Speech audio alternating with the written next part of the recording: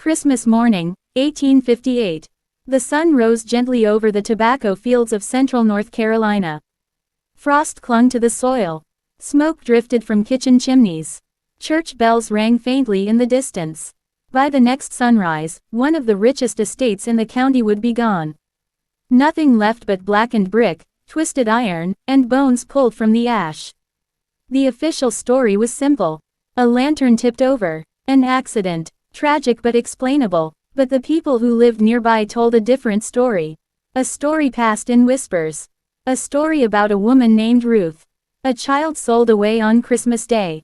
Silver paid in secret. And a fire so fierce it melted iron gates that had stood for generations. Most records of what happened were lost. Others were sealed. Some were quietly destroyed. What really happened that night has been buried for more than 150 years. Until now. Before we uncover the truth behind the fire that destroyed Hargrove Estate, take a moment to subscribe and turn on notifications if you enjoy dark history and forgotten mysteries. And tell me in the comments where you are listening from. Now let us return to North Carolina. To the winter of 1858. And to the people who would not survive the night. The winter had been unusually mild across the Piedmont region. No heavy snow. No bitter cold. The ground stayed soft beneath the boots of the enslaved workers who moved through the fields each morning.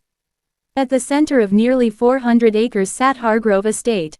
It was one of the oldest plantations in Randolph County. Founded in 1791 by Colonel William Hargrove, a veteran of the Revolutionary War. The land had been given to him as payment for his service. The colonel was a practical man. He built his house with thick brick walls and small windows. It was meant to last. Not to impress. He planted his first tobacco crop the following spring. By autumn he was making money. Decades passed. The land expanded. The tobacco barns multiplied. Wealth grew quietly and steadily. By 1858, the estate belonged to his grandson Edmund Hargrove. Edmund was 34 years old. Educated at the University of North Carolina. He studied law but never practiced. He preferred numbers, ledgers, control. He ran the plantation like a business. Cold, precise, profitable. Every pound of tobacco, every tool, every human being, all recorded carefully in leather-bound books locked inside his study. He could tell you the value of his estate down to the last dollar. Edmund lived in the main house with his wife Caroline and their 2 young sons. Caroline was fragile, pale, nervous. After the birth of her second child she rarely left the upstairs rooms. She spent her days reading novels and writing letters to her sisters in Charleston. Even in winter she wore gloves. Even indoors. Their sons William and James were 7 and 5. They were cared for by an elderly enslaved woman named Bess. Bess had raised Edmund himself. She had held him as a baby. Corrected him as a boy. And now she cared for his children. She slept in a small room near the kitchen so she could hear if the boys cried out at night. The plantation was laid out with strict order. The main house at the center. Tobacco fields to the east. Gardens and livestock to the west. Barns and workshops to the north. And to the south across a wide dirt road stood the quarters. 12 small cabins. 1 room each. Dirt floors. Thin walls. 43 enslaved men, women and children lived there. Edmund was not known as cruel. Not by the standards of the time. He did not whip anyone himself. That task fell to his overseer Cyrus Dalton. But Edmund never stopped Dalton either. Food was provided. Clothing was issued. Christmas Day was given as a holiday. Anything more had a cost. Soap, shoes, extra, cloth, all charged against people who already owned nothing. Efficiency ruled everything. Ruth was born on the Hargrove Estate in the spring of 1834. Her mother Dinah had been purchased years earlier from a trader in Fayetteville. Dinah worked as a cook in the main house. It was considered a position of importance among the enslaved. Dinah was known for her bread, her pies, her calm presence in the kitchen. Caroline depended on her heavily. Ruth grew up near the warmth of ovens and hearth fires. She watched white children learn their letters and slowly learned to read herself by observation alone. She learned to cook by watching her mother's hands. When Ruth was 11, Dinah fell ill. It happened quickly. A fever, weakness, confusion. Within 3 days she was dead. The doctor said it was likely typhoid. No one questioned him. Dinah was buried behind the quarters in an unmarked grave. Ruth was sent to the fields. She was small for her age. Given lighter work at first. Carrying water, pulling weeds, gathering leaves. By 14 she worked full days in the tobacco rows. Her hands stained brown, her back bent, her childhood gone. She was 17 when she met Samuel. Samuel had been born on a plantation in Virginia. Sold south at 15, purchased by Edmund Hargrove in 1850 to work in the tobacco barns. He was tall, strong, quiet. When Samuel spoke, people listened. He noticed Ruth one Sunday by the creek where she washed clothes. He said something simple. She smiled. They were married the only way enslaved people could be married. No paper, no protection, only promise. And promises were easily broken. By Christmas morning of 1858, Ruth had already lost more than most people could survive. Before nightfall, she would lose everything. And Hargrove Estate would burn. Part 2 will reveal the sale that should never have happened. Part 2. Christmas morning, 1858. Christmas morning, 1858. The fog lay heavy over the Hargrove fields. Frost cracked underfoot. Smoke rose from chimneys, curling into the cold sky. People moved quietly in the cabins, keeping warm by the hearths. It was supposed to be a day of rest. A day of family. A day when the enslaved workers could sit for a moment and breathe without the weight of the fields pressing down on them. But that Christmas morning would not stay calm for long. Ruth woke before dawn. Her daughter Lily slept in her arms, small and warm. Ruth held her close, listening to the soft rhythm of her breathing. She brushed a lock of hair from Lily's forehead and whispered a song her mother Dinah had taught her. Songs of rivers, songs of distant roads, songs that carried the hope of freedom in their melodies. Samuel was already up, working by the fireplace. He carved tiny toys from scraps of wood.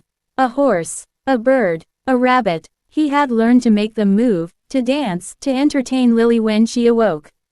For a moment, it felt safe. A small bubble of life that belonged only to them. But the world beyond their cabin was dangerous, and Christmas Day would bring it crashing through their door. The previous year had been hard for the Hargroves. The tobacco crop of 1857 had failed. A late frost had stunted the seedlings. The summer had been dry, and the leaves grew thin and brittle. The harvest had brought in less than half of what Edmund Hargrove had expected. By fall, he was in debt to a merchant in Greensboro who had loaned him money for seeds and supplies. The bank refused to help. Land prices were low, and now, the debt was pressing. In November, a man arrived who would change everything. Josiah Trent, a trader from Richmond, a man whose wealth came from buying and selling people. He moved through the Carolinas like a shadow, always seeking the young, the strong, the valuable. He wore a thick wool coat, polished leather boots, a gold watch chain glinting in the light, and eyes that were as cold as the winter wind. Hargrove met him in the study. 2 ledgers lay open between them. One recorded the names, ages, and skills of the people on the estate. The other recorded prices for human lives in Richmond markets. The negotiation was quiet at first. Trent wanted strong men, field hands who could work cotton plantations further south. Hargrove was hesitant. He knew he could not afford to sell the best workers, but he needed the money. In the end, 3 men were chosen. Strong, healthy, in their 20s.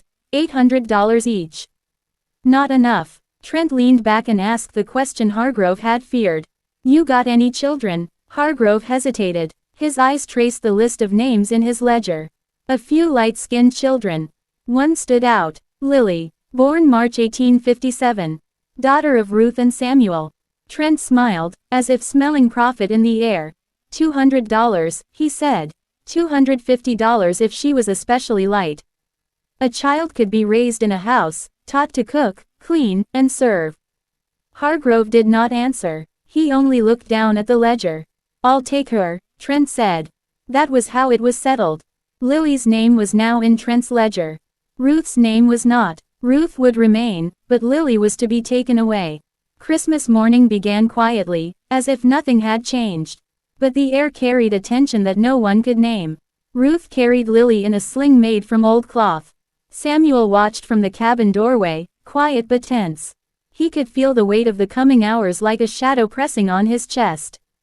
Other enslaved people gathered in the cabins. They shared bread, cornbread, and the small foodstuffs they had been able to save. Some whispered quietly about the arrival of Trent, though none knew for certain who he was interested in. Rumors of children being sold traveled quickly through the quarters. Ruth felt it. She could not shake the feeling that today would change everything. She sang quietly to Lily, trying to keep her calm, trying to shield her from the fear that was rising in her chest. Samuel picked up one of his carved toys and made it dance across the floor. Lily giggled, unaware of the storm that was approaching. In the study, Edmund Hargrove worked at his ledger. Numbers, debts, and transactions filled the pages. The fire in the hearth cast flickering light across his face. He was cold, precise, and focused. A child sold would mean the difference between solvency and ruin. By mid-morning, Trent arrived at the main house. He moved through the corridors with quiet confidence, accompanied by two men whose faces betrayed little emotion. They carried bags of coins and papers that would seal Lily's fate. Ruth tried to avoid them. She stayed near the fireplace, holding Lily tightly. Samuel blocked the doorway, standing tall despite knowing he could do little. Trent called her name. Ruth froze. The men approached. Samuel stepped forward. "Your child," Trent said. "We need to take her now." Ruth's heart froze. She clutched Lily tighter. Samuel reached for her hand, but Trent's men were quicker. The child was pulled from her arms. Lily cried, a sharp, piercing sound that seemed to echo through the cold halls of Hargrove Estate. Ruth screamed. Samuel shouted, but there was no one to help. The law, the ledgers, and the promise of money were stronger than love. The child was gone in minutes. A bundle in Trent's arms, her small cries fading as they carried her out of sight. Ruth fell to her knees, her tears soaking the floorboards. Samuel pressed his face into his hands. Rage, grief, and helplessness burned through him. That Christmas morning, the Hargrove estate was full of life, but it was also full of fear. Every eye, every heart, knew that nothing would be the same again.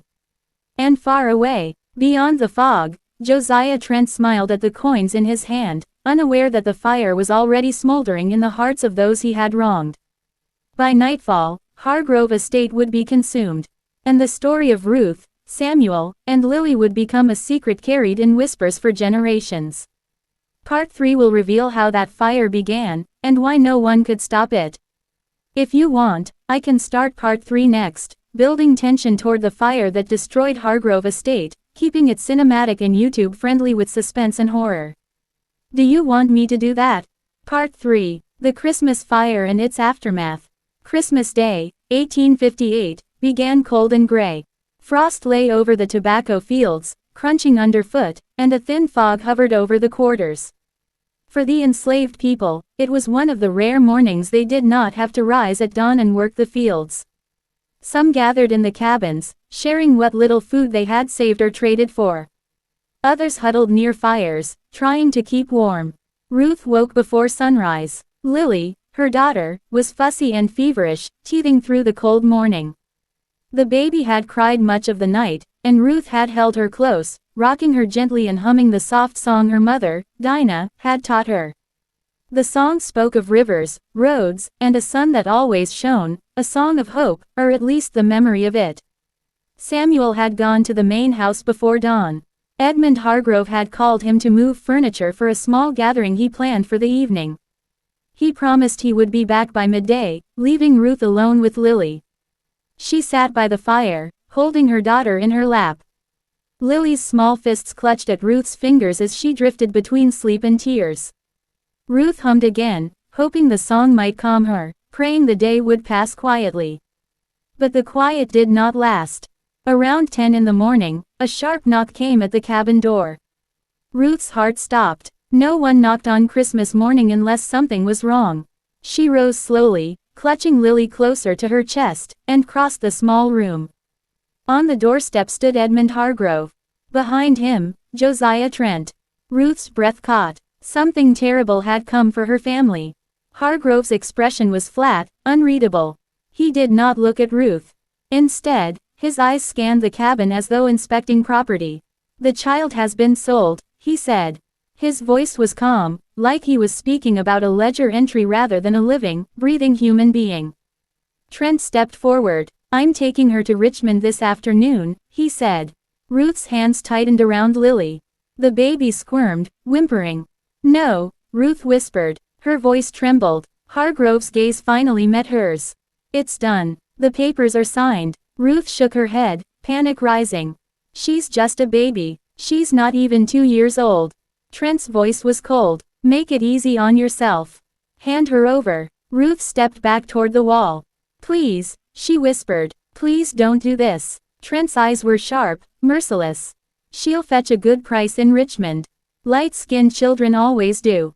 She'll be raised in a house, taught to sew, to cook. She's my daughter, Ruth said. Her voice cracked. Hargrove spoke then, his tone icy. She is my property. I need the money. Ruth looked at him, at his polished boots, his gold watch chain, the fine coat he wore. At a man capable of deciding a child's fate with the flick of a pen. You're selling my baby on Christmas, she said. Hargrove said nothing. Then everything moved too fast. Trent lunged. In 2 strides, he grabbed Lily from Ruth's arms. The baby screamed, a high, piercing cry that cut through the cold morning air. Ruth leapt forward, trying to snatch her back.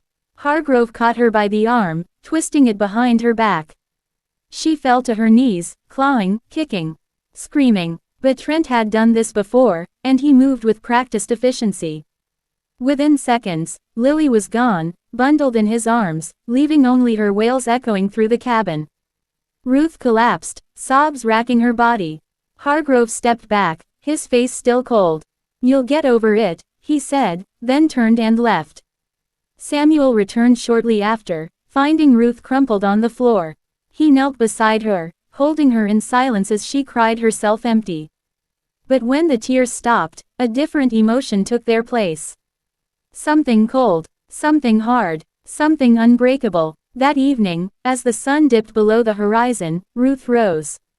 She walked past the quarters, past the frozen fields, and toward the main house. Samuel tried to follow, but she stopped him.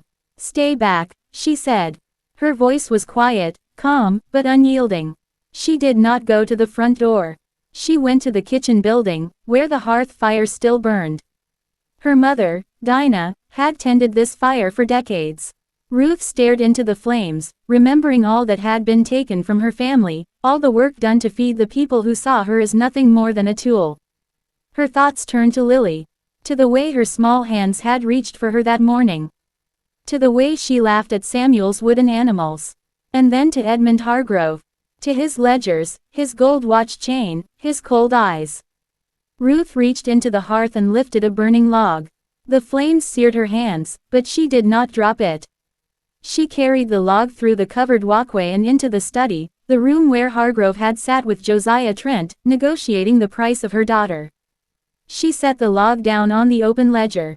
The paper ignited immediately. Names and numbers, records of human lives, burned in an instant. Ruth watched the flames lick the pages, then turned toward the rest of the house. The parlor, the dining room, the sitting room, all went up in flames. By the time she reached the front door, the first floor was engulfed. Neighbors began to arrive, drawn by the fire's glow, but the heat was too intense. The house burned unchecked. Edmund Hargrove and his family escaped through a second-floor window. Caroline had broken her ankle. William and James were caught by Bess. Hargrove was the last out, singed and blackened by smoke. By dawn, the main house was reduced to rubble. The iron gates melted and twisted. Ruth sat near the ruins, hands blistered, dress torn. When Cyrus Dalton, the overseer, took her by the arm, she did not resist. Samuel tried to go to her, but Dalton shoved him back. She looked at Samuel once, then away, silent.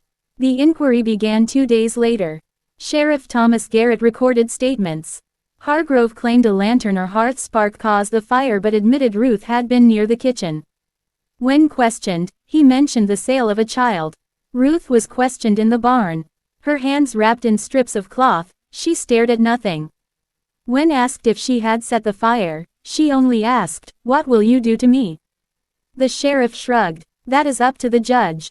The official finding was inconclusive. Circumstantial evidence, suspicion, but no proof. Hargrove did not push for a trial. Some said he feared public scrutiny of his debts and the sale of Lily. Others whispered he knew a trial would reveal his cold calculations. Ruth was sold quietly 3 weeks later. Marcus Finch, a broker from Charleston, paid $150 for her, $50 less than her daughter. She was taken away without farewell. Samuel watched silently, his heart breaking. That night, he retrieved the wooden rabbit he had carved for Lily, holding it in memory before burying it beneath the floorboards where her cradle had been. Hargrove rebuilt the estate slowly. By 1860, the house was smaller, simpler, functional. He rebuilt the kitchen farther away, stone and brick, with a high chimney. The estate carried on, but the fire and the loss of Ruth and Lily left scars no ledger could erase. Part 4 will uncover what became of Ruth after she was sold and the secrets she carried with her. If you want, I can now write Part 4, focusing on Ruth's journey after being sold and the secrets she harbored, keeping it suspenseful and gripping for a YouTube audience. Do you want me to continue with that? Part 4. Ruth's journey. Imagine being torn from everything you love on Christmas Day. A child stolen from your arms. A home reduced to ash.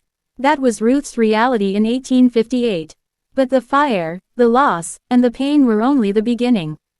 What happened next would test her in ways most people cannot imagine. Ruth had been sold to Marcus Finch, a broker from Charleston. He specialized in what he called difficult cases, people who resisted, ran away, or caused trouble. He paid cash, he asked no questions, and he moved quickly. Ruth did not resist. There was nothing left for her to fight with. Her hands were still blistered from the fire. Her heart was raw. Her mind was a storm of grief. The morning she was taken, she climbed into Finch's wagon. She did not look back at Samuel, at the quarters, or at the smoking ruins of Hargrove Estate. The cold air stung her face. The ground beneath the wheels rattled like bones. She held her hands wrapped in cloth and stared at nothing, letting the wagon carry her away from all she had known. The journey south was long. Days passed on narrow roads between forests and fields. Ruth heard the creak of wagon wheels and the crack of the whip across oxen's backs. She heard the quiet murmurs of other enslaved people transported in similar wagons, some children crying, some adults silent and resigned. But Ruth did not cry. She did not speak. She held the memory of Lily and the fire in her mind, a burning anger that grew stronger with each mile. When they arrived in Charleston, Ruth was sold again, this time to a man named Samuel Bradford. He owned a small plantation just outside the city. Ruth learned quickly that life there was harder in ways she had not expected. She worked from sunrise to sunset in the fields, planting and tending rice. She fetched water, carried heavy loads, scrubbed floors, and cooked for Bradford's family. She slept on a straw mattress in a cramped cabin with others. There was no comfort, no safety, no kindness. But Ruth carried something no one could take. Her mind was sharp. She remembered everything she had learned from Dinah, from the small acts of defiance she had seen in the quarters, from Samuel and their brief happiness before Lily was stolen. She remembered the fire. She remembered Hargrove's cold face and the ledger that had contained her daughter's name. She began to plan, not for revenge in a violent way, but for survival. For her daughter. For the day she might see Lily again. Ruth worked quietly, earning the trust of Bradford's family in small ways. She learned their routines, the schedules of the fields, the patterns of the guards. She listened. She watched. She stored every scrap of information in her mind, a secret record no ledger could hold. At night, when the work was done and the plantation was silent, Ruth would sit by the fire in the small cabin where she slept. She thought of Lily constantly. She imagined the life the child might be living, what she might be learning, who she might be meeting. She feared the girl would forget her, or worse, be shaped to believe that her mother had abandoned her. But Ruth's heart refused to let go. She began to dream of escape. She began to plan the path that might take her north, back toward Lily, back toward the hope that still burned faintly inside her chest. One night, she overheard a conversation she was not meant to hear. Two of Bradford's men were speaking quietly near the barn. They mentioned a ship leaving Charleston for New Orleans. A transport that carried goods, supplies, and sometimes enslaved people, moving them along the coast. Ruth's mind raced. Could she find a way onto a ship? Could she use the shadows and the night to hide? Could she find a way to survive long enough to see Lily again? Over the following weeks, she watched the docks from a distance, memorizing the comings and goings of ships, the routines of the workers, the paths of the guards. She learned when the tide would be high, when the moon would hide behind clouds, when the streets were empty. Every detail was a piece of a map she was drawing in her mind, a map toward freedom and reunion. But life on the plantation was cruel. Ruth endured more than most could imagine. The overseers were harsh, the work unending, the punishments brutal. Yet each day, the fire inside her burned hotter. She remembered Hargrove's gold watch chain, Trent's cold face, the ledger with Lily's name written in ink. She remembered the fire that had destroyed the Hargrove house, the house where she had lived, and she carried that memory as both a shield and a weapon. It was during these nights, sitting in the dark, that Ruth began to tell herself a story. A story that only she knew, a story of fire and revenge and justice. She imagined Hargrove's estate reduced to ashes again, imagined the ledgers burning, imagined her daughter safe in her arms. She imagined a world where the scales had been turned, where the power of the oppressors could be challenged, even if only in dreams. And then, one evening, an opportunity presented itself. A new shipment was being prepared. The ship that would take goods and enslaved people south was waiting in the harbor. Ruth saw her chance. She knew the risk. If caught, she would face punishment far worse than any she had endured. But the thought of Lily was stronger than the fear. She waited until nightfall, until the guards were distracted by a storm that had rolled in from the sea. She slipped from the cabin, keeping to the shadows. The rain soaked her clothes, the wind whipped her hair into her face, but she pressed forward. Every step was measured, every sound counted. She moved silently through the mud and puddles, toward the docks where the ship waited. Her heart pounded in her chest. She was terrified, but she did not stop. She remembered Samuel's face, Lily's small hands, and the fire in the Hargrove house. She remembered that anger, that grief, that determination. She could not fail. As she reached the edge of the docks, Ruth saw the ship.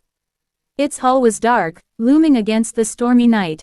She saw the crew moving crates and barrels, their backs turned to her. For a moment, she allowed herself to breathe. Then she moved closer, climbing carefully along the ropes and shadows, finding a place to hide among the cargo that would take her away from this plantation, away from Bradford, away from Charleston.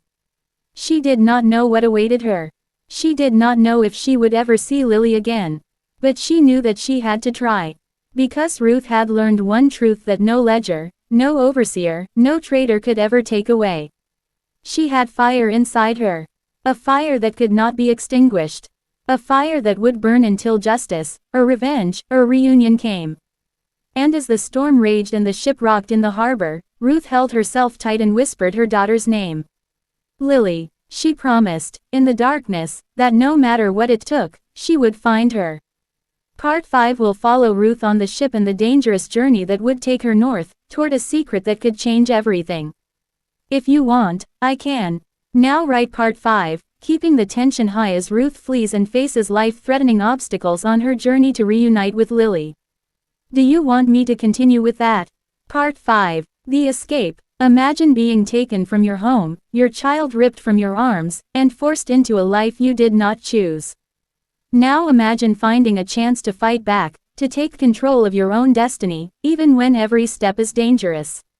That was Ruth's reality in early 1859. After weeks on Samuel Bradford's plantation, Ruth saw her chance. A ship was waiting in the Charleston harbor. It carried goods and enslaved people being transported south, its crew focused on the storm that had rolled in from the sea. Ruth studied the movement of the workers, memorized the paths of the guards, and waited for nightfall. Rain poured down, turning the streets into muddy rivers. The wind tore at her hair and soaked her thin dress. Every step was heavy, but she pressed forward. She could not stop. She remembered Lily. She remembered the fire at Hargrove Estate, the screams, the ashes, and the iron gates melted by heat. She remembered Hargrove's cold eyes and Trent's practiced cruelty. She remembered Samuel and their stolen life. And most of all, she remembered the fierce love for her daughter. That love would carry her through this night. Ruth slipped along the shadows, avoiding the patrols. Every sound made her heart race. Dogs barked in the distance. A lantern flickered against a warehouse wall. She ducked behind crates and barrels, her soaked shoes slipping in the mud. Finally, she reached the dock. The ship loomed ahead, dark and massive against the stormy sky. Men unloaded cargo, unaware of her presence. Ruth spotted a gap in the shadows and climbed silently onto a stack of crates. Her hands were raw, her arms trembling from exhaustion and fear, but she did not stop. She found a small space among sacks of rice and barrels of flour. She curled up, hiding from view, every muscle tense, waiting for the storm and the crew to mask her presence. Hours passed. The rain fell harder. Thunder rumbled across the harbor. The ship rocked gently on the rising tide. Ruth pressed herself into the darkness, listening to every footstep, every shout, every creak of rope and timber. She held her breath when the lantern swung near her hiding place. She did not move. She did not speak. She could not make a sound. By dawn, the crew had finished loading, and the ship began to move. Ruth clung to the sacks of grain, feeling the sway of the vessel beneath her. The wind tore at the sails. Waves crashed against the hull. Her heart pounded with a mix of fear and exhilaration. She was leaving Charleston, leaving Bradford, leaving the place that had tried to crush her. She did not know where the ship would take her. She did not know if Lily was alive, if Samuel had survived the heartbreak, if the world she remembered still existed. But she was moving. She was free, at least for now. The voyage was grueling. The storm continued for 2 days. Ruth stayed hidden, hungry, soaked, and cold. The crew never discovered her. She learned to move quietly, to avoid the men on deck, to steal water from barrels and food scraps when she could. Each day, she grew stronger. Each day, the thought of Lily fueled her determination. When the ship finally docked in a small port north of Wilmington, Ruth saw her chance to slip away. She waited until night, until the crew was asleep or busy with tasks below deck. She climbed down a rope ladder and waded into the cold river. The water rose to her waist, but she kept moving, silent as the shadows, letting the current carry her toward the shore. She reached land and crouched in the brush, shivering and soaked to the bone. The smell of wet earth and saltwater filled her senses. For the first time since leaving Charleston, she allowed herself a small breath of relief. She had made it. She was no longer on the ship. She was no longer under Marcus Finch's control. But the journey was far from over. Ruth moved through the forests and fields, avoiding roads where travelers or patrols might see her. She slept in hollow trees, in abandoned cabins, or in piles of leaves. She learned to make fire without smoke, to find water in streams, to forage for edible plants. Her body ached constantly, but her mind was sharp. Every step brought her closer to the north, to places where she had heard enslaved people could be free. Along the way, she met others. Some were escaping the same nightmare. Some were traveling to be reunited with family. Others were guiding people along secret paths, teaching them to move safely, to hide, to survive. Ruth listened, learned, and shared nothing of her past. She carried her secrets like weapons, her fire burning quietly beneath her calm exterior. At one stop, she learned that a network of people called the Underground Railroad operated further north. They moved messages through trusted contacts, hid those fleeing in safe houses, and guided them across state lines to freedom. The knowledge gave Ruth hope. She could see a path, a way to get closer to Lily, to perhaps one day reclaim her daughter. But hope came with dangers. Slave catchers patrolled the roads, seeking escaped people for a reward. Ruth had heard rumors of hunters who would track a lone person through forests for miles, who would return them to the hands that enslaved them. She could not afford to be caught. She could not afford mistakes. Each day was a battle. Each night, a test of her resolve. Ruth traveled for weeks, moving mostly at night, hiding during the day.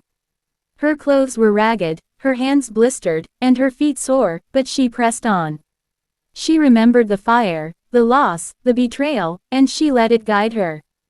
She imagined herself finding Lily, wrapping her in her arms, and never letting go.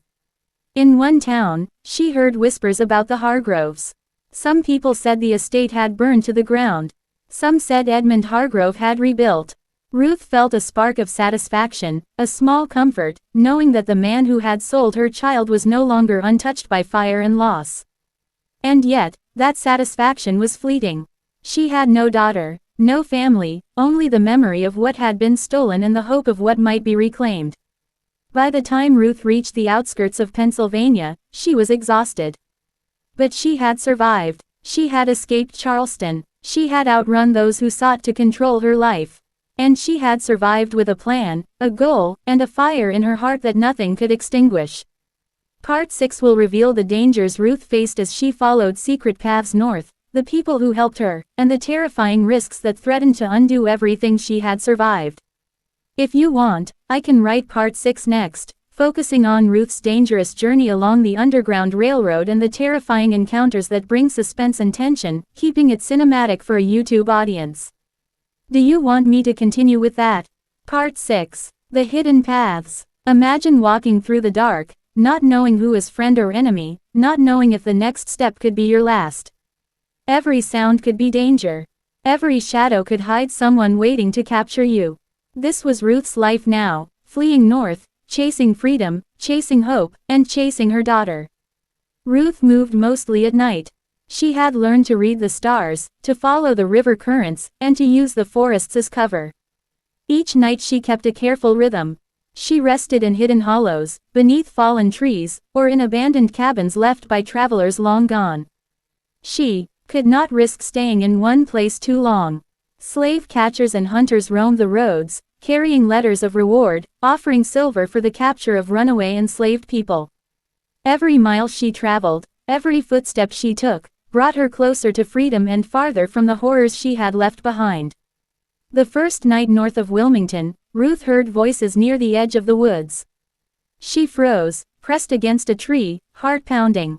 2 men were passing, their horses' hooves crunching in the mud. They spoke of travelers heading toward Philadelphia, of patrols looking for runaways. Ruth remained still until they passed, then slipped further into the forest. The encounter reminded her how fragile life could be, how easily a single misstep could destroy her. Ruth had heard stories of the Underground Railroad. She did not know anyone personally, but she had learned that safe houses existed in towns along the way. Certain families, certain churches, offered shelter to those who fled. They had secret signals, a lantern in a window, a quilt hung outside, a knock pattern on the door. Ruth memorized everything she could from whispered rumors she overheard from other travelers. She knew that one wrong move, one careless word, could betray her to hunters who would show no mercy. By the 3rd week, she reached a farm outside a small town in Maryland. The family who owned it appeared ordinary at first. 2 parents, a few children, but Ruth noticed the subtle signs, a lantern placed low in the window, a quilt pattern known to guide travelers. She approached cautiously and knocked 3 times in the rhythm she had learned from others. A small panel in the door opened, and a woman's voice whispered, "Inside, quickly." Ruth slipped into the house and found herself in a cellar filled with straw. Other travelers were there, young and old, exhausted and hungry. They had been moving north for days, weeks, sometimes months. No one spoke. Everyone shared the unspoken understanding of danger. A single sound, a cough, a whisper, or a misstep could lead the hunters to them. In the cellar, Ruth learned more about the paths north.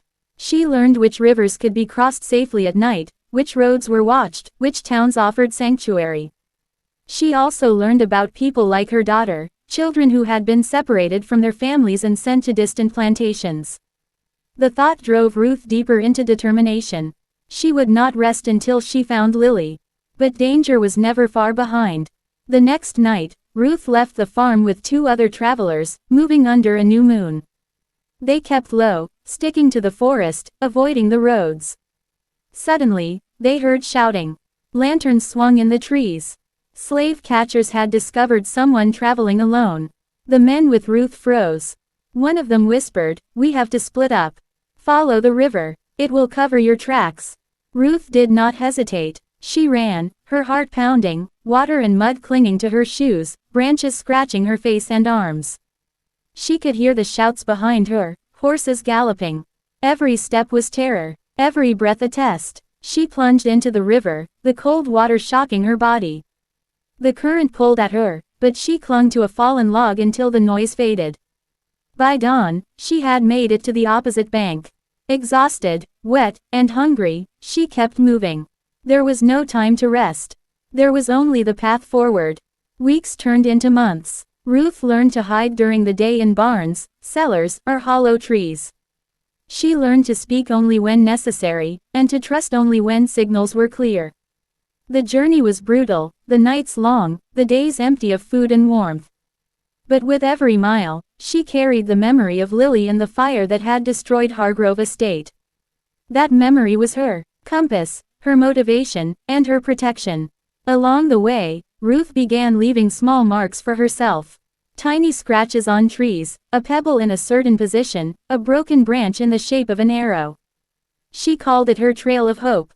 She would not forget the path, and one day, she would trace it back if needed. One night, she encountered a man named Elijah. He was quiet but kind. He had traveled north before and knew some of the routes better than anyone. Ruth did not reveal her past. She did not speak of Lily yet. She only accepted his guidance. Elijah taught her to move silently, how to cross fields without leaving tracks, how to hide from search dogs, and how to know when it was safe to stop. Under Elijah's guidance, Ruth crossed rivers, avoided patrolled roads, and finally reached Pennsylvania. Here, the danger was still real, but the laws and attitudes were different. Abolitionist families offered safe haven. She rested in basements, attics, and hidden rooms. For the first time, Ruth allowed herself to feel hope. But she never relaxed completely. There was no turning back. Her daughter's face burned in her memory. In Pennsylvania, she heard whispers of a woman who had helped runaway children reach safety. Ruth resolved to find her, believing that the woman could help locate Lily. She learned that Lily had been sold further south, likely in Richmond or even farther into Virginia. The thought made Ruth's chest ache, but it also strengthened her resolve. Distance would not stop her. Time would not stop her. Ruth moved cautiously, planning her next steps. Each night, she slept lightly, listening for sounds of pursuers. Each day, she scavenged food, drank from streams, and kept herself alert. She was alone, but she was not broken. The fire inside her, the same fire that had burned at Hargrove Estate, now fueled her journey north and her hope to reunite with Lily. And Ruth knew one thing with certainty. She would never stop until she found her daughter, until she reclaimed the life that had been stolen from her, until she returned justice in a world that had tried to take everything from her. Part 7 will reveal Ruth's first dangerous encounter with those who want to recapture her, and the secrets she uncovers about Lily's whereabouts that change everything. If you want, I can write Part 7 next, keeping it suspenseful and action-packed as Ruth faces the first direct threat to her escape and gets closer to learning where Lily is. Do you want me to continue with that? Part 7. The hunters close in. Imagine running through the night, your heart pounding, every sound a threat, every shadow a predator. You are hunted for a crime you did not commit. You fight to survive, to escape, to reclaim what was stolen from you. This is Ruth's reality now. Ruth had been traveling north for months. She had crossed rivers, forests, and fields, slipping past patrols and slave catchers. She had relied on the kindness of strangers, the hidden signals of the Underground Railroad, and her own cunning. But as she moved closer to freedom, the danger grew. Rumors of a skilled tracker had begun to circulate in the towns she passed through. A man who specialized in recapturing runaway enslaved people, paid handsomely for their return. Ruth knew it was only a matter of time before their paths crossed. She was resting in a small, abandoned barn on the outskirts of a Pennsylvania town when she first sensed it. The smell of smoke carried faintly on the wind, not from a fire she had started, but from a distant lantern. Footsteps crunched in the mud outside. Ruth froze, listening. The sound was deliberate, steady, calculated. Someone was searching. Ruth's mind raced. She knew the only way to survive was to move, to disappear into the night. She gathered her few belongings, a bundle of clothes, a piece of bread she had saved, a small knife for protection, and slipped out the back of the barn. The darkness was her ally, but it was thin. The moonlight cast pale shadows across the fields, and she had to move carefully, avoiding open spaces. She ducked into the woods, keeping low, listening to the footsteps behind her.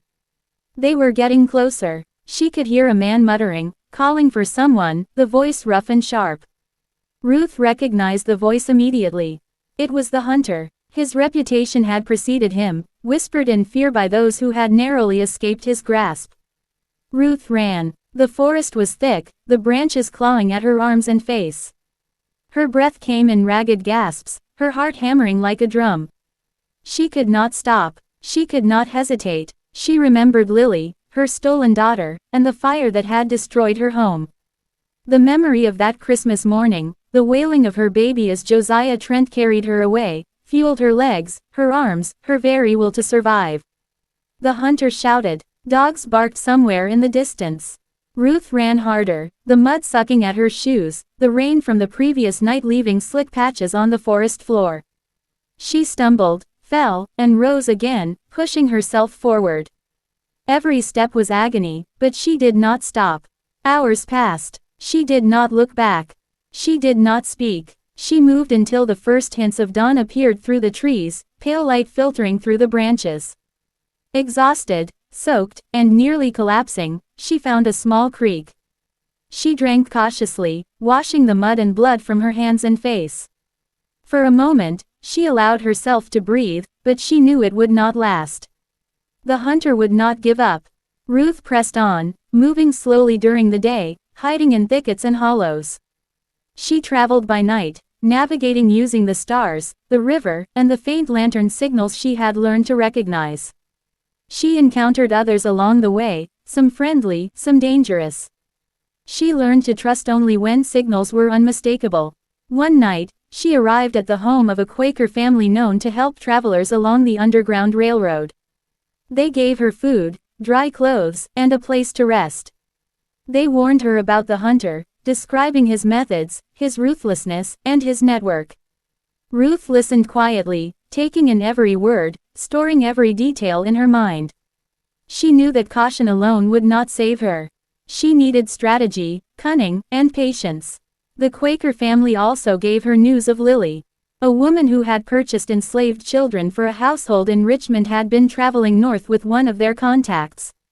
It was faint information, a rumor at best, but it gave Ruth a direction. Richmond. Her daughter was somewhere in that city or beyond. The knowledge filled her with both hope and urgency. She could not waste a single day. Ruth left the Quaker home under cover of darkness, following the safest paths north.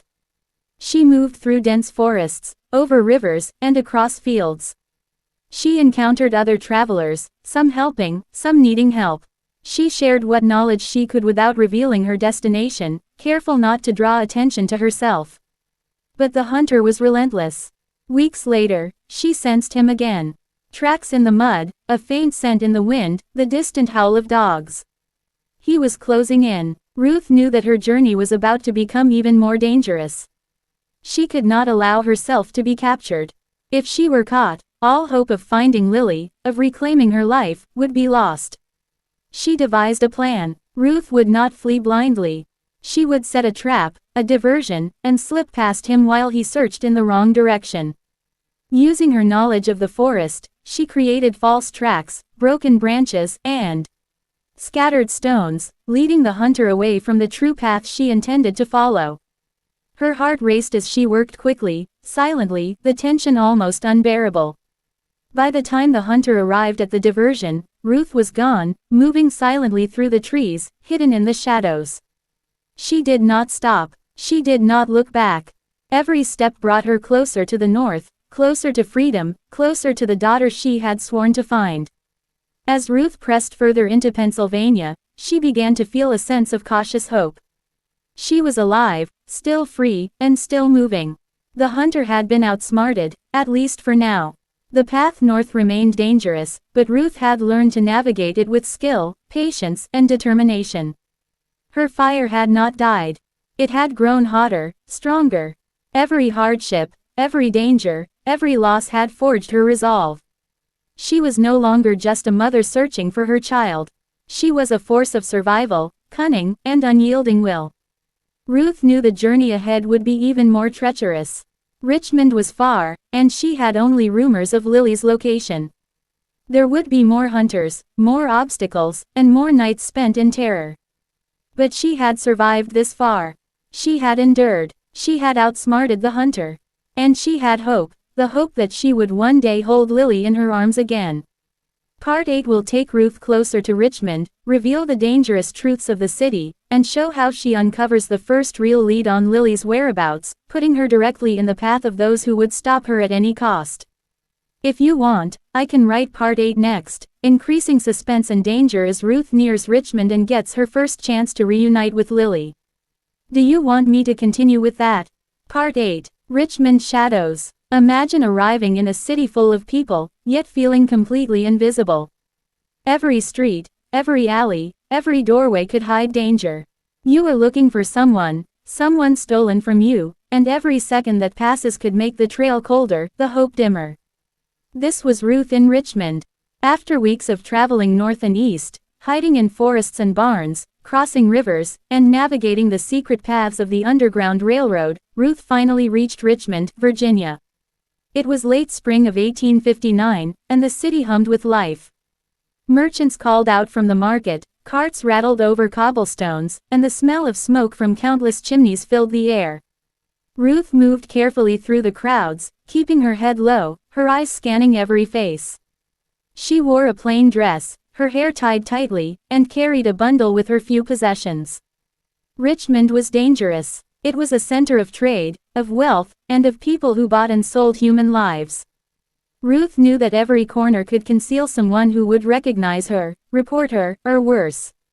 She also knew that Lily might be somewhere in this city, perhaps in a household, perhaps hidden away, perhaps unaware of her mother's desperate search. Ruth felt both fear and urgency. Every step mattered. Every misstep could end everything. Ruth had a lead. A woman in Pennsylvania had told her about a family in Richmond who had purchased children from plantations. It was vague, but it was something. Ruth clutched that lead tightly. She asked questions carefully, only to people she judged trustworthy, using coded language learned from other travelers along the Underground Railroad. Many people looked away, some pretended not to understand, and a few whispered directions in back alleys and empty streets. The first night in Richmond, Ruth slept in the attic of a Quaker safe house. She kept the window open despite the cold, listening to the city below. She heard the clatter of carts, the occasional shout, and distant music from a tavern. She thought of Lily, of the wooden toys Samuel had carved for her daughter, and of the fire that had destroyed Hargrove Estate. Her heart ached, but it also drove her forward.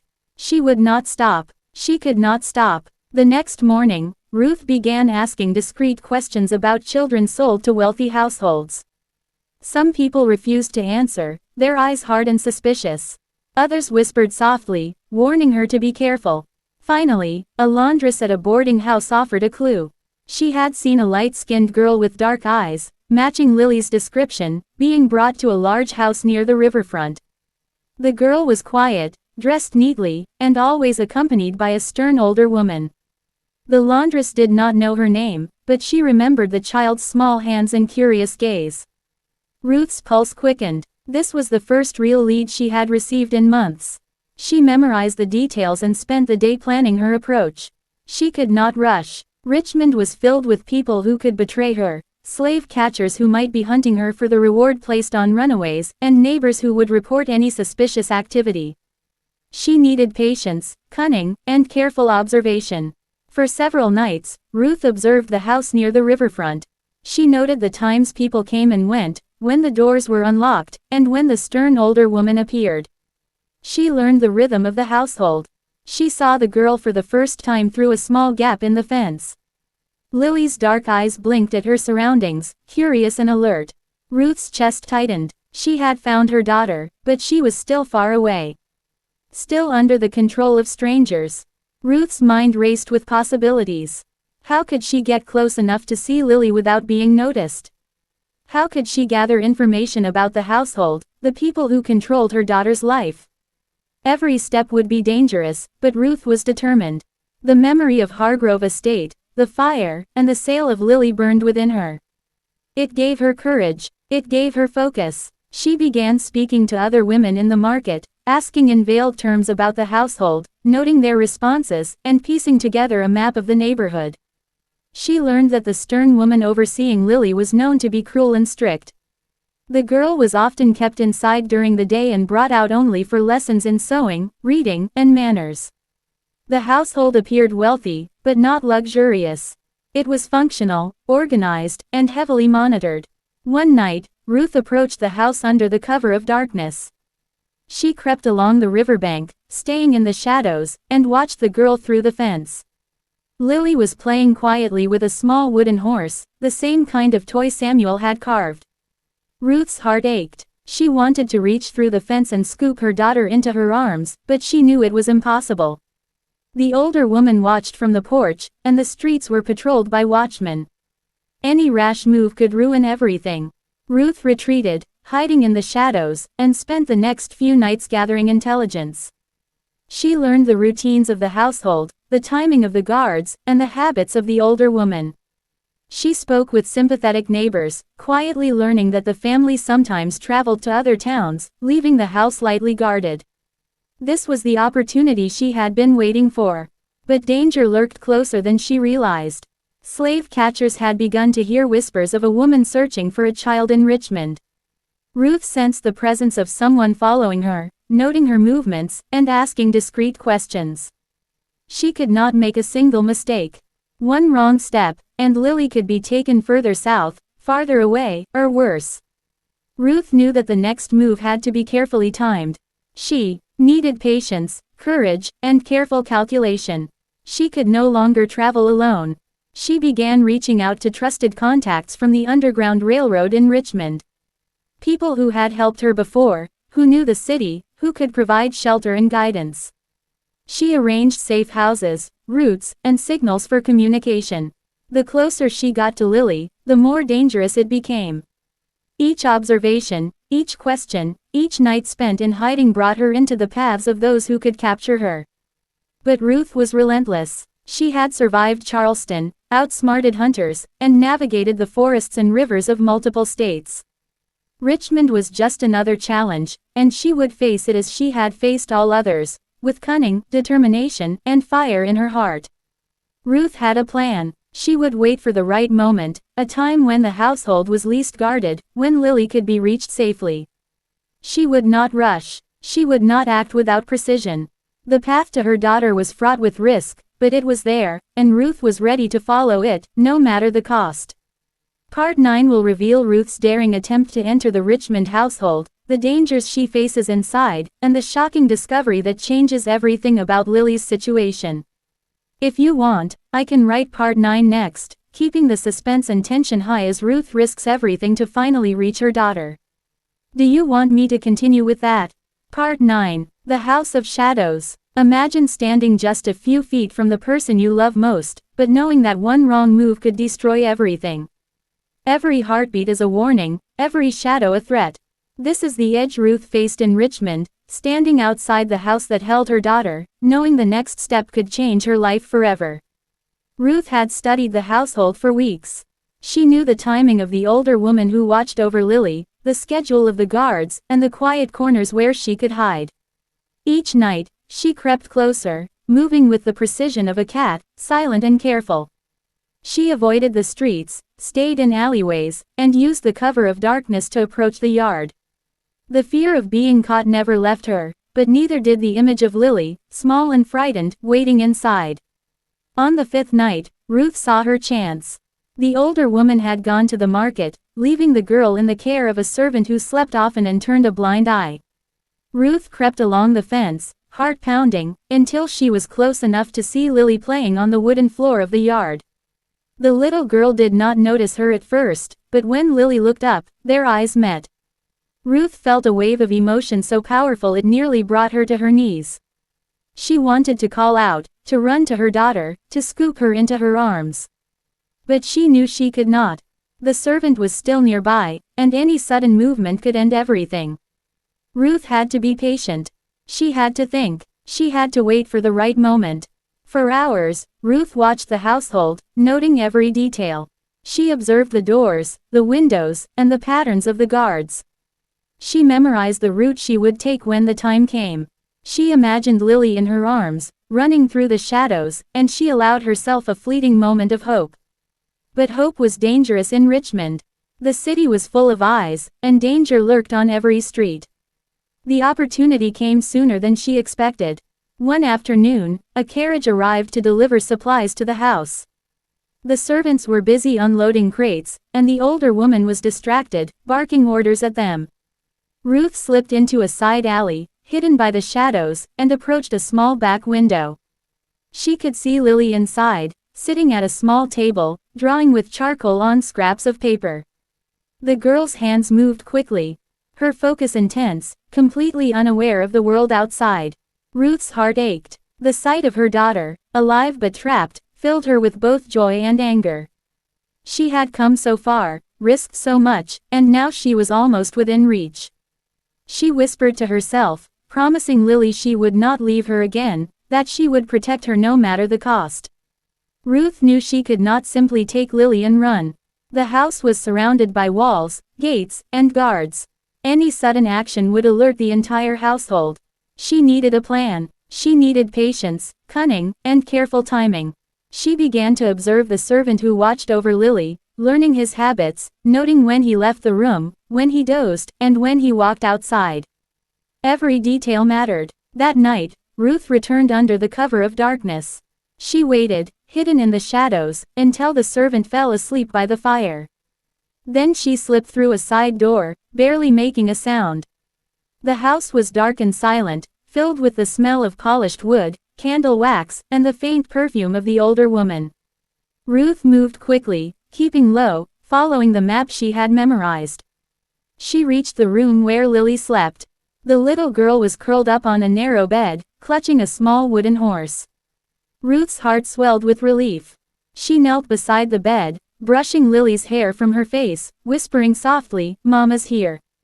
Mama's here, Lily." The girl stirred, opening her dark eyes, and Ruth felt a surge of love so fierce it threatened to overwhelm her. But the moment was shattered. A door creaked behind her. The servant had woken, and the older woman's voice followed, sharp and commanding. Ruth realized they had been discovered. The house erupted in movement, footsteps pounding, doors slamming, and the sound of angry shouting. Ruth grabbed Lily, holding her close, and ran toward the side door. She could hear the older woman screaming, calling for help, the servants chasing behind them. Ruth and Lily ran through the dark streets of Richmond, their feet pounding on the cobblestones. Ruth ducked into alleyways, turned corners, and used every skill she had learned to stay hidden. She could hear the shouts behind them, the sound of boots striking the ground, and the distant barking of dogs. Every step was a test, every breath a risk, but she did not stop. They reached the riverbank, where Ruth had previously scouted a small boat hidden behind reeds. She lifted Lily into the boat, her hands trembling but determined. The little girl clung to her, frightened but trusting. Ruth pushed off from the bank, letting the river carry them silently away from the house, away from the city, and toward safety. As they floated down the river, Ruth looked back at the lights of Richmond. The city loomed behind them, full of danger and pain, but also full of the life she had risked everything to reclaim. Lily slept in her arms, exhausted but safe for the moment.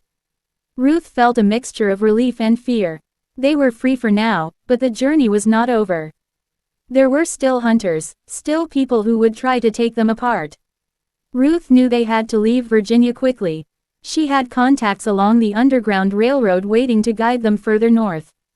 She had safe houses, people who could hide them, and routes that would keep them away from those who hunted runaway mothers and children. But the road would be long, and the dangers would be constant. Ruth also discovered something unexpected during their escape. The older woman who had controlled Lily had left behind papers, documents showing transactions, shipments, and the names of buyers and sellers. Ruth realized that Lily's sale had been part of a larger network, and that countless other children and mothers were trapped in the same nightmare. This revelation strengthened her resolve. She could not simply flee with Lily. She wanted to fight, to expose the cruelty, to leave a trace of justice behind. For now, she focused on survival. Ruth held Lily close, rowing silently down the river, listening to the night, and planning the next move. She knew the journey north would be dangerous, but she was no longer alone. She had her daughter. She had hope. And she had the fire inside her that had burned at Hargrove Estate and had carried her across states, through forests, and past hunters who would not stop. Part 10 will reveal Ruth's final journey north, the dangerous challenges she faces along the Underground Railroad, and the ultimate resolution of her quest to reclaim freedom for herself and Lily. If you want, I can write Part 10 next, delivering the thrilling conclusion where Ruth reaches freedom with Lily and faces the consequences of her journey. Do you want me to continue with that? Part 10. Freedom and Flames. Imagine walking through the shadows for months, hunted at every turn, facing dangers that would break the strongest souls, and finally feeling the first breath of freedom brush your face. This is Ruth's story reaching its climax. Every step, every choice, every risk she took led to this moment. Ruth and Lily had escaped Richmond under the cover of darkness, the river carrying them silently away from the city and the house that had kept Lily captive. The night air was cold, but Ruth barely felt it. Her heart raced with a mixture of fear, adrenaline, and hope. Lily slept in her arms, exhausted but alive, and Ruth allowed herself the briefest moment to imagine a future where they could be safe together. They moved from safe house to safe house, guided by members of the Underground Railroad. Each stop offered food, warmth, and rest, but also reminders of how fragile their safety was. Every town brought new challenges. Slave catchers roamed freely, and even kind strangers could betray them if pressed. Ruth learned to trust only what she could see, only what she could verify. She taught Lily to stay quiet, to move silently, and to hold on when danger loomed. The journey north was grueling. They crossed rivers in small boats, hid in forests during the day, and navigated muddy roads under the cover of night. Ruth's hands were blistered from rowing, her body sore from running, and her mind constantly alert. She thought of Samuel and the life they had lost, the home that had burned, and the fire that had started it all. Each memory fueled her determination. One evening, they reached a small town in Pennsylvania. Here, the community was tight-knit, sympathetic, and cautious. Ruth found work in a household, cleaning, cooking, and sewing, while carefully observing her surroundings. She stayed quiet, asking no questions that could reveal her identity, no actions that could draw attention. All the while, her eyes searched for clues about those who might still be looking for her and Lily. It was here Ruth learned something she had not expected. Through whispers and careful inquiry, she discovered that the network who had sold Lily to Richmond had connections even further north. Children had been sent to multiple households, families profiting from their misery. The realization was chilling. Ruth understood that her fight was not just for Lily, but for countless others trapped in the same system of cruelty. Ruth's determination grew. She could not undo the past, but she could protect her daughter and fight, in small ways, against the injustice that had defined their lives. She planned their final push toward true freedom, toward a place where they could be safe and no one could take Lily from her again. Finally, one cold night, guided by trusted allies, Ruth and Lily reached the border of a free state. The trees whispered in the wind as they crossed into Pennsylvania, the promise of safety closer with every step. Ruth paused, holding Lily tightly, feeling the weight of months of fear and struggle lift, if only slightly. The landscape looked different here, open, lighter, freer. The air seemed cleaner. For the first time, Ruth dared to hope. They were not completely safe yet. The journey north required caution, strategy, and patience. Ruth found shelter with a Quaker family who had long helped escaped enslaved people. Here, she rested, planned, and considered the next steps. She taught Lily about safety, about listening to her surroundings, and about staying calm when danger approached. Ruth also began documenting her story. She wrote down the names of those who had helped, the routes they had taken, and the events that had led to the loss and eventual recovery of her daughter. She wanted a record, not just for herself, but for others who might follow similar paths. She wanted the world to know that children had been stolen, families torn apart, and that there were women who fought back, who survived, and who reclaimed what was theirs. Months passed. Ruth and Lily moved cautiously, always aware of the shadows that might follow. But with each step, each safe house, each kind face, they moved closer to the ultimate goal, a place where Lily could grow, play, and learn without fear. Ruth found a community that welcomed them, protected them, and offered the promise of a life free from the horrors of the past. Here, Ruth could finally breathe. Lily began to smile again, to laugh, to play. The little wooden horse Samuel had carved for her, buried beneath the floorboards of their cabin in North Carolina, had been carried along in secret and now sat beside her in safety. The sight of it brought tears to Ruth's eyes. She had made it. She had survived. She had reclaimed her daughter. But the fire that had begun at Hargrove Estate, the fire that had burned her home and her past, had not only shaped Ruth. It had changed her. She knew that freedom came with vigilance. She knew that the world was still cruel, that others would suffer, that injustice persisted. But she had proven that courage, determination, and love could overcome even the darkest circumstances. Ruth and Lily built a new life, hidden from the reach of those who would harm them. Ruth taught her daughter to read and write, to sing the songs passed down from her mother Dinah, and to understand the history they had survived. Lily grew strong, resilient, and aware of her past, but never defined by it. Ruth never forgot the fire, the loss, and the pain, but she also never forgot the moments of kindness, hope, and survival that carried them to safety. In the quiet evenings, Ruth would sit with Lily by the fire, telling her stories not just of the past, but of courage, love, and perseverance. She knew that someday, Lily would understand the full scope of their journey, the horror they had faced, and the hope they had found. And Ruth knew that their story, while full of pain, was also full of triumph. Ruth's journey reminds us of the cost of injustice and the power of the human spirit. It reminds us that courage can take many forms, that love can drive impossible acts, and that even in the darkest times, hope is possible. Her story, and Lily's, are a testament to resilience, determination, and the fight for freedom that shaped a nation. If you were captivated by Ruth's story, don't forget to hit the subscribe button so you never miss another dark historical mystery. Share this story with friends and family who love tales of courage and survival. And drop a comment below telling us what part of Ruth and Lily's journey affected you the most. Every story shared keeps history alive, and every comment sparks conversation about courage, survival, and the power of hope.